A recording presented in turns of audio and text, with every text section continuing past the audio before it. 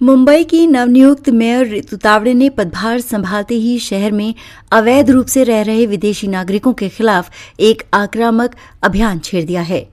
मंगलवार को मेयर के नेतृत्व में बीएमसी की टीम ने मलाड इलाके में एक बड़ी कार्रवाई को अंजाम दिया।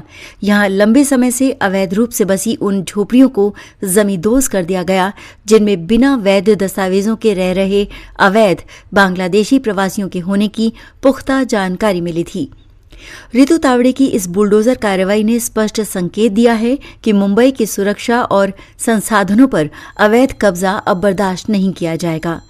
मलाड के मालवाड़ी और आसपास के संवेदनशील इलाकों में ये ऑपरेशन सुबह तड़के शुरू हुआ। भारी पुलिस बल की मौजूदगी में बीएमसी के दस्ते ने दर्जनों अवैध निर्माणों को हटा दिया। मेयर ऋतु तावड़े ने खुद मौके पर मौजूद रहकर स्थिति का जायजा लिया। इस कार्रवाई के दौरान कुछ स्थानों पर विरोध की स्थिति भी बनी, लेकिन पुलिस की सख्ती के कारण अतिक्रमण हटाने का काम निर्बाध रूप से जारी रहा। मेयर की इस त्वरित कार्रवाई की जहां कुछ तबके सराहना कर रहे हैं, वहां राजनीतिक गलियारों में भी इसकी चर्चा तेज हो गई है। सुरक्षा और जनसांख्यिकी बदलाव पर मेयर का प्रहार।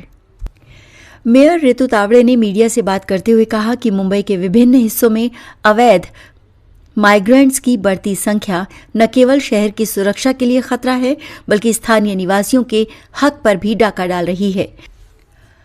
उन्होंने स्पष्ट किया कि मलाड की ये कार्रवाई तो बस एक शुरुआत है।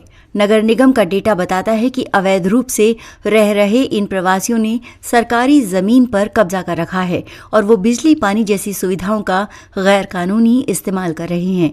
प्रशासन अब शहर के अन्य हिस्सों में भी ऐसे अवैध ठिकानों की सूची तैयार कर रहा है।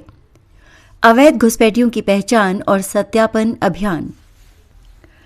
बीएमसी सूत्रों के अनुसार इस अभियान में केवल निर्माण हटाना ही उद्देश्य नहीं है, बल्कि पुलिस के साथ मिलकर उन लोगों के दस्तावेजों का सत्यापन भी किया जा रहा है जो इन बस्तियों में रह रहे थे।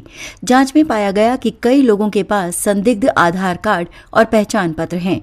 पुलिस विभाग अब उन बिचौलियों की भी तलाश कर रहा है जो इन अवैध प्रवासियों को शरण देने और उनके फर्जी दस्तावेज बनवाने में मदद करते हैं। मेयर ने कहा कि मुंबई की डेमोग्राफी से खिलवाड़ करने की अनुमति किसी को नहीं दी जाएगी।